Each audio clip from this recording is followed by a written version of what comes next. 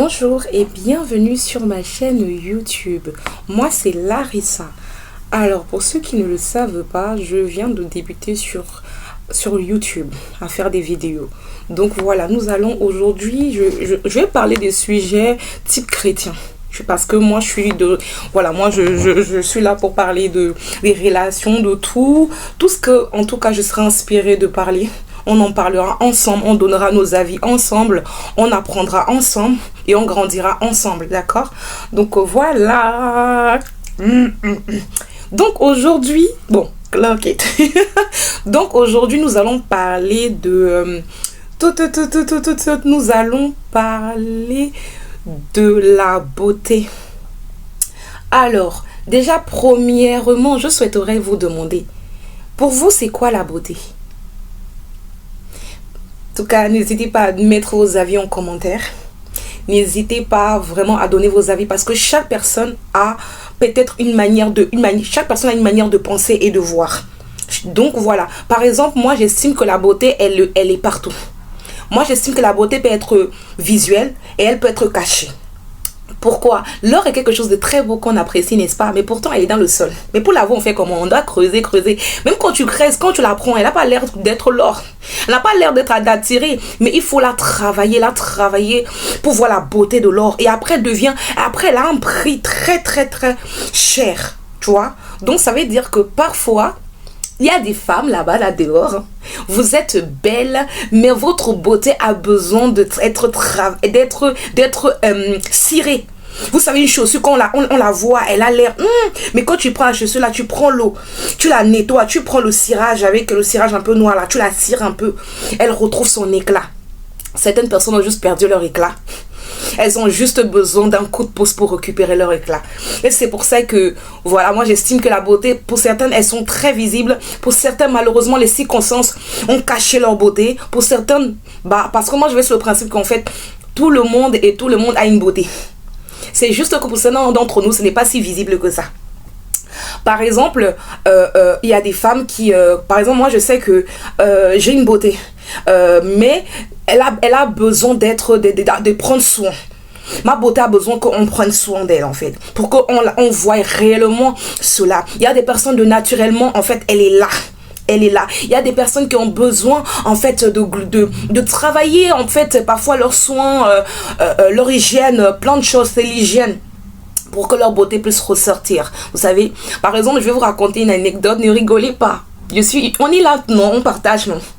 Moi, par exemple, si tu me demandes comment j'étais quand j'étais petite, j'étais très belle quand j'étais petite, mais en grandissant, c'est comme si les choses n'étaient plus trop le cas. Par exemple, moi, au collège, j'estime que, en tout cas, c'est mon avis, peut-être d'autres personnes diront que c'est pas vrai. Moi, au collège, par exemple, je trouve que j'étais pas belle. En tout cas, j'étais belle, mais physiquement, là, j'attirais pas l'attention. Je pouvais pas attirer l'attention comme ça. J'avais ma beauté, mais voilà. Mais plus je partais dans le mode lycée, plus j'ai traversé le lycée, j'ai commencé à glow up. Et maintenant, j'ai terminé le lycée, tout ça. J'ai encore glow up encore plus. Donc c'est pour vous dire qu'en gros il y a des personnes ils ont une transformation radicale, tu comprends pas. C'est comme si plus ils prennent de l'âge, plus en fait ils glow up. Tu te dis que est-ce que ce sont les mêmes personnes? Je sais pas si vous voyez, moi c'est mon cas. C'est comme si plus je suis en train de prendre de l'âge, plus je glow up. Donc je bénis le Seigneur pour ça, parce que je préfère glow up que de rester là-bas où j'étais avant. Donc voilà. Je ne sais pas pour vous, quand vous étiez jeune, vous étiez comment? Déposez-le en commentaire. Est-ce que vous avez glow up ou vous êtes toujours resté belle? Vous estimez que vous étiez belle? Comment vous vous estimez? Comment vous vous voyez? Est-ce que tu es belle mais tu n'as pas conscience de ta beauté? Il y a certaines qui sont belles mais estiment qu'elles sont moches. Estiment qu'elles sont pas belles. Pourquoi? Parce qu'on les a rejetées. Parce que peut-être elles n'ont pas été aimées à leur juste valeur. Et donc quand tu n'as pas été aimé à ta juste valeur, tu ne vois pas la valeur que tu as, alors que tu as une vraie valeur. Donc la beauté peut être trouvée de partout. C'est comme une maison, tu vois, de l'extérieur il y a des maisons, elles sont moches. Quand tu entres à l'intérieur, elles sont très belles. Et aussi également, il y a des maisons que quand tu entres, elles sont belles de l'extérieur, quand tu entres, elles sont pas très belles de l'intérieur. Donc en gros, la beauté, faut aller le découvrir. Quand tu vois, par exemple, des personnes qui sont belles ou qui sont beaux, Prends le temps de découvrir vraiment si la beauté là que tu as vue, c'est réellement la beauté réelle. Parce qu'il y a des beautés, il y a des personnes que c'est les beautés visibles, mais intérieurement, c'est pas vraiment la beauté, quoi. C'est caché, c'est plein de choses malsaines là-dedans. C'est plein de choses très diaboliques, très mauvais, des Jézabel qui sont bien cachées, mais que à l'œil là, elles sont douces, elles sont bien, elles sont magnifiques, mais en tout cas, voilà. Donc, pour moi, c'est comme ça que moi, je vois la beauté. Après, je n'ai pas envie de m'étaler dans le sujet, mais voilà. Comment on peut décrire encore la beauté? La beauté, ça se travaille. Quand c'est comme par exemple une amitié. Une amitié, lorsque tu as un ami ou une amie, vous commencez une amitié. Au départ, certaines peuvent commencer très bien. Mais certains même dans le très bien là, vous devez travailler pour que ça continue de rester bien. Maintenant, pour certains, ça peut commencer en mode, ouais, il m'énervait de base. Elle m'énervait de base. On était comme ça. En fait, on ne se calculait pas, mais à force d'apprendre à se connaître, on a appris à s'apprécier et on a commencé à construire notre relation. Comment on prenait soin des uns des autres, on se soutenait, plein de choses qui a permis que vous puissiez embellir votre relation, n'est-ce pas? Donc voilà, pour moi, c'est comme ça que j'estime la beauté. C'est pour ça que ne juge jamais quelqu'un un livre par sa couverture. Ne juge.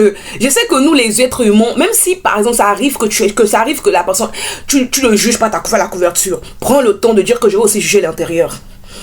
Oui, ne reste pas seulement sur l'extérieur. Prends le temps de dire que ok, la personne extérieurement, la personne n'a pas l'air de me plaire.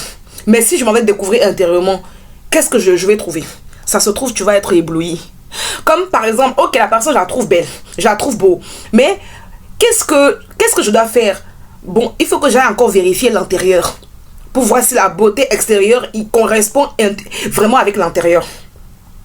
Voilà, c'est important dans l'amitié, c'est important dans nos relations d'avoir des relations qu'on ne regarde pas juste à la couverture. Parce que de nos jours, les relations ne sont pas, on ne veut pas des intérims. On veut pas du temps partiel. On veut des CDI qui sont efficaces et qui sont des bons contrats qui vont durer et qui sont de bonne qualité et qu'on a des avantages dedans. Des amitiés à un seul sens là, on n'en veut pas, n'est-ce pas? Donc voilà.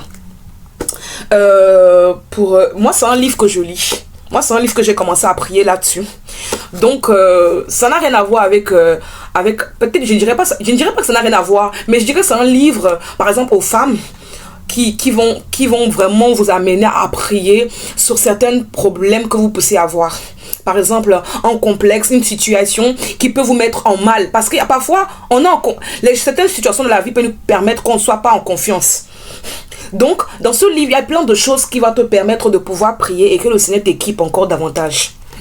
Donc voilà, je ne sais pas pourquoi j'ai pris le livre, mais elle était là et j'ai voulu partager ce que j'ai avec vous, que je pense que c'est un livre que toutes les femmes, par la grâce de Dieu, devraient avoir. La femme sage qui bâtit son foyer. On bâtit le foyer pas seulement quand on est marié, mais aussi le foyer dans l'amitié, mais aussi dans la vie de tous les jours, on bâtit des relations. D'accord? Voilà. Bon, sur ce, je m'arrête là. Pour ceux qui ont aimé la vidéo, n'hésitez pas à liker, à partager et aussi activer la cloche de notification de telle manière que lorsque je vais poster une vidéo, vous serez les premiers à recevoir mes vidéos. En tout cas, j'espère que pour cette première vidéo, vous avez aimé le contenu. En tout cas, le sujet. Si vous avez des sujets, n'hésitez pas à le mettre en commentaire et selon comment je serai inspirée, on pourra le prendre et partager et discuter. Comme j'ai dit ici, on partage. Ici, on donne son avis. Ici, on apprend. Ici, on est tous là pour apprendre. Même moi qui fais la vidéo, je peux lire en commentaire et j'apprends. Je peux lire en commentaire et ça m'édifie. Donc voilà. Sur ce, je vous souhaite de passer une bonne semaine et on se dit à plus.